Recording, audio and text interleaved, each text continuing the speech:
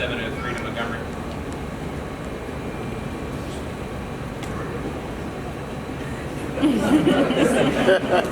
Wait a little longer. Engine 703, go ahead. In 1922, the RBFD placed its first pumper in service.